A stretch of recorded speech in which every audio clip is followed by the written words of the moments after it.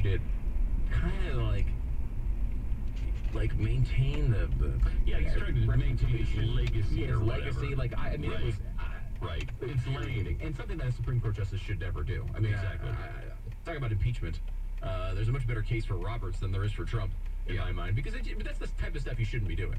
I mean, he basically voted against what he believed was constitutional to trade out a favor later on. Like, he tried to convince liberals to vote with him, so he changed his opinion. So they'd come along and it didn't look too partisan. Ooh, what do you? No, they never care about that. When's the last time a leftist cared about what looked partisan? They never do. Right. They never do. Right. So, that one, I don't know, if that's even a conspiracy theory anymore. But this one is. It's just one of those things that I think almost everybody believes is way too suspicious. Even if you are completely fine, okay, yeah, he killed himself. Because look, the guy, there's a lot of reasons for the guy to kill himself.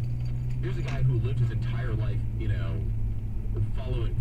receiving every little pleasure he wanted from every little illegal person or illegal act that he could have maintained it from. And now he's in a jail cell. He can't do anything. His life is obviously over. He's not getting out of that cell.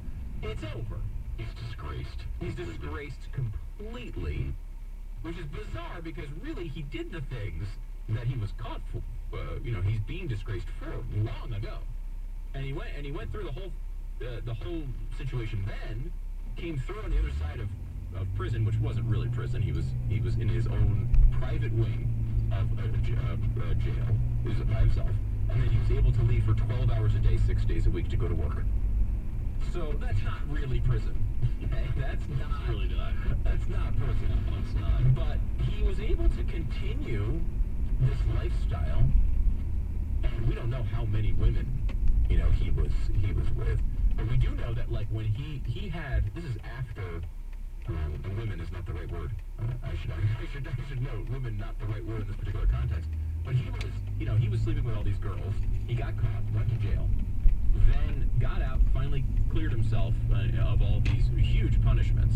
Because, I mean, when you wind up luring 30, 40, 50 high school girls for sex to your home, I mean, you figure private wing, leaving all the time, in a year or so is about right for a punishment. Unbelievable, right? But he continues to, like, for example, has reporters over for interviews to his house in New York. And who answers the door? Like, a teenage girl.